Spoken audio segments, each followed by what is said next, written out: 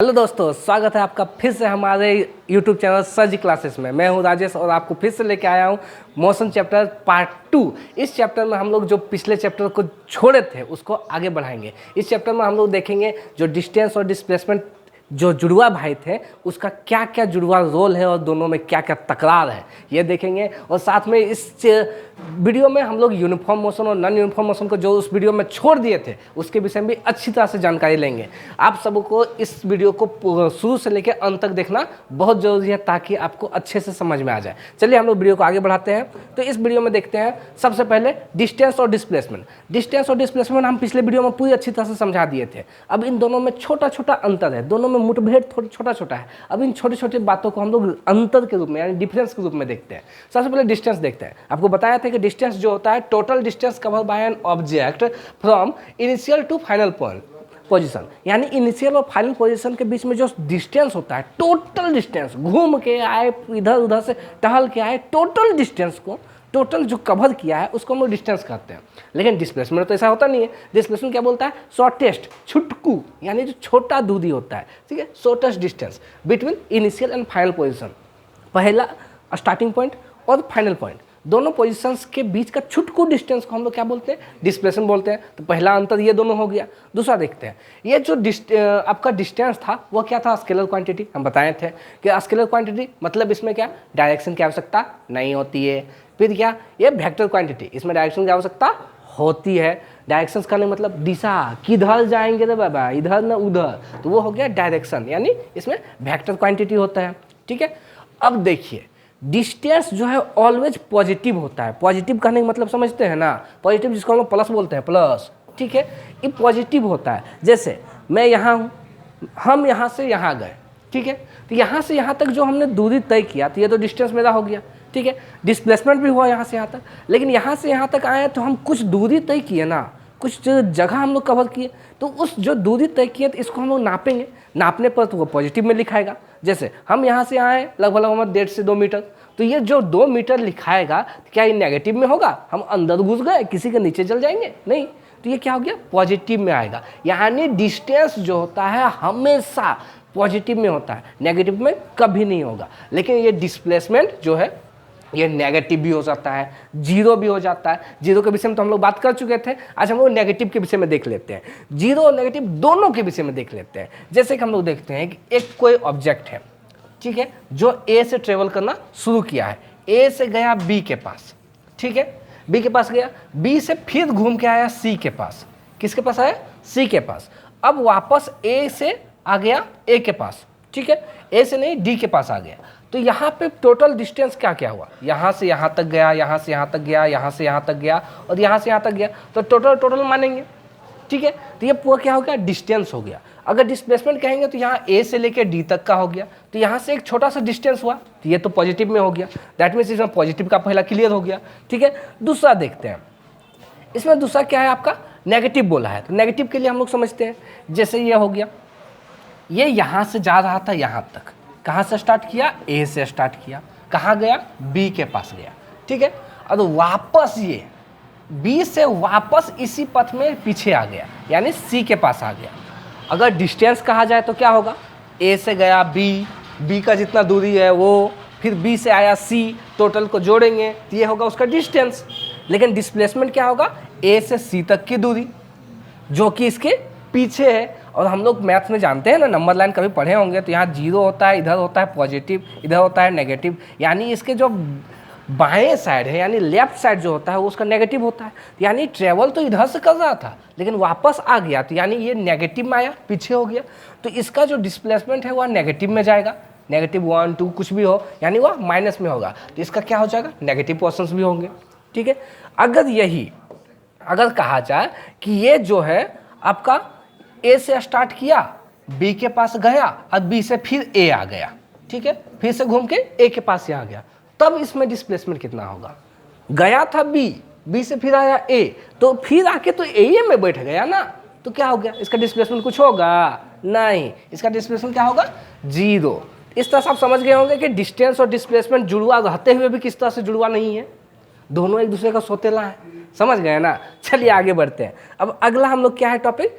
Uniform motion. आपको पहले first part में बता दिया गया था कि यूनिफॉर्म मोशन और नॉन यूनिफॉर्म मोशन बताना है। तो यूनिफॉर्म मोशन के विषय में समझते हैं। यूनिफॉर्म कहने का मतलब कि वैसा मोशन जिसमें एक निश्चित डिस्टेंस निश्चित टाइम में, यानी एक फिक्स डिस्टेंस फिक्स टाइम में ट्रेवल हो रहा हो, तो उसको हम लोग क्या कहेंगे?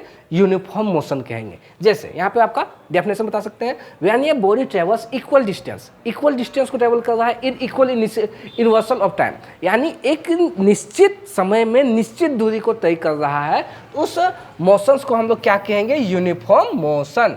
इस यूनिफॉर्म मोशन को हम लोग समझ रहे हैं, यानी एक equal distance equal interval of time में तय हो रहा हो, तो उसको हम लोग कहेंगे यूनिफॉर्म मोशन।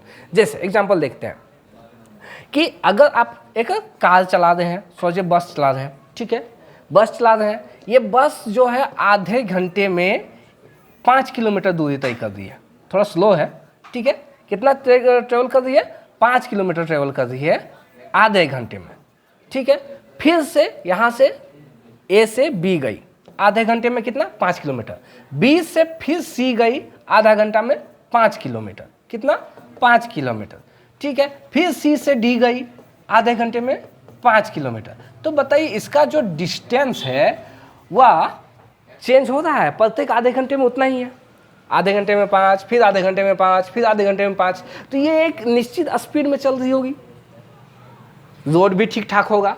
अब ऐसा नहीं है कि भाई इधर जो होते हैं भारत के बहुत सारे ऐसे गांव घर के रोड होते हैं, गड्ढा ऊंचा, तो उसमें तो अलग हो जाता है, वहाँ तो यूनिफॉर्म काम ही नहीं करेगा। तो बताइए इसमें यूनिफॉर्म है? ए से लेके बी तक गया 5 किलोमीटर आधे घंटे में, बी से सी तक गया आधे घंटे में 5 किलोमीटर, फिर सी से डी गया आधे घंटे में 5 किलोमीटर। तो ये सब जो है एक निश्चित टाइम इंटरवल में निश्चित दूरी तय कर रहा है। तो यहाँ पे जो बस का मोशन होगा वो क्या होगा? Uniform motion. किस में होगा? यूनिफॉर्म मोशन में। चलिए इसको ग्राफ में देखते हैं। जो जितना डिस्टेंस है उतना टाइम लेगा, डिस्टेंस इतना गया तो टाइम भी इतना आया, ठीक है। डिस्टेंस जब आपका गया, ठीक है, डिस्टेंस कितना हो गया? यहाँ से यहाँ गया तो यहाँ से यहाँ गया टाइम, ठीक है। डिस्टेंस अगर यहाँ तक गया तो इसके अकॉर्डिंग में टाइम भी इतना तक गया तो यहाँ तक पहुँचा।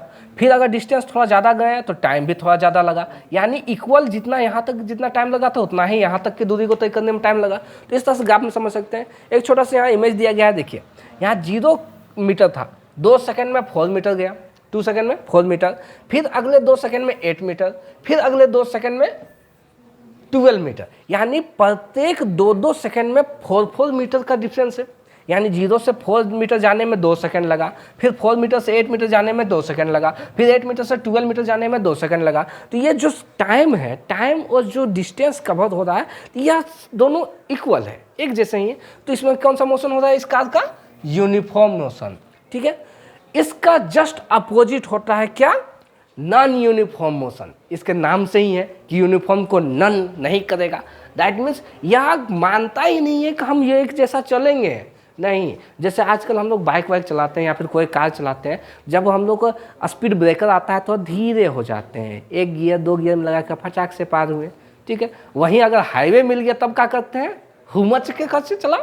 तो इस तरह जब चलाते हैं तो आपका जो स्पीड है वह कहीं कम कहीं ज़्यादा होता है। ये यूनिफॉर्म मोशन में नहीं है कि नॉन यूनिफॉर्म मोशन में आता है, ठीक है। When your body travels unequal distance in equal interval of time, यानी एक निश्चित समय में निश्चित दूरी तय नहीं करता हो। जैसे समझते हैं कि अगर हम गाड़ी चला रहे हैं ए, ठीक है, ए कोई ऑब्जेक्ट है जो कि ट्रेवल कर रहा है, ए से बी गया, अगर 2 सेकंड में समझ लीजिए कि 2 मीटर ट्रेवल किया, ठीक है, 2 सेकंड में कितना गया? 2 मीटर गया, ठीक है। अगले फिर ये 2 सेकंड में कितना जाएगा? कुछ अलग हो सकता है। अगले 2 सेकंड में ये गया, थोड़ा जोर अच्छा मिल गया, तो ये कितना कवर कर लिया? ये 5 मीटर कवर कर लिया, ठीक है। अगला अगर फिर देखते हैं, अगला जो गया या फिर से अगला ट्रेवल किया, सी तक गया, तो सी तक जाने में इसने 2 ही सेकंड लिया, लेकिन इस समय इसने 6 मीटर का ट्रेवल कर लिया, कितना? 6 मीटर का ट्रेवल कर लिया। तो देखते हैं ये प्रत्येक बार जो अपना डिस्टेंस चेंज, जो आपका स्पीड है वह चेंज कर रहा है, डिस्टेंस भी चेंज हो रहा है, लेकिन इसका समय जो है, टाइम, ये जो टाइम है, ये टाइम तो इक्वल, यानी अनइक्वल डिस्टेंस कवर हो रहा है लेकिन इक्वल टाइम हो रहा है। तो एक निश्चित टाइम में अलग अलग डिस्टेंस को कवर करना ही हम लोग क्या कहलाता है, नॉन यूनिफॉर्म मोशन। तो डेफिनेशन क्या कहेंगे, when a body travels unequal distance in equal interval of time is known as non uniform motion. And ये भी कह सकते हैं कि उसका जो मोशन होता है that motion is known as non uniform motion. इसको ग्राफ में देखते हैं, जो डिस्टेंस है शुरू में इसका डिस्टेंस थोड़ा कम रहा, ठीक है, टाइम के अकॉर्डिंग में, फिर अचानक इसका बढ़ के ऊपर चल गया, दैट मीन्स ये क्या हो गया, अचानक इसका स्पीड बढ़ गया, डिस्टेंस कम समय में ज़्यादा डिस्टेंस कवर हो गया, या फिर ज़्यादा समय में कम डिस्टेंस कवर हो गया, तो ये क्या हो जाता है, अनबैलेंस हो जाता है, यानी नॉन यूनिफॉर्म मोशन हो गया। एक देखते हैं बॉल का, जो बॉल है, आप कभी गेंद वेंद खेले ही होंगे, बॉल जो खेलते हैं, जब ऊपर से छोड़ते हैं, छोड़ते समय ये धीरे से जाएगा, लेकिन नीचे आते आते वो स्पीड उसका बढ़ जाता है।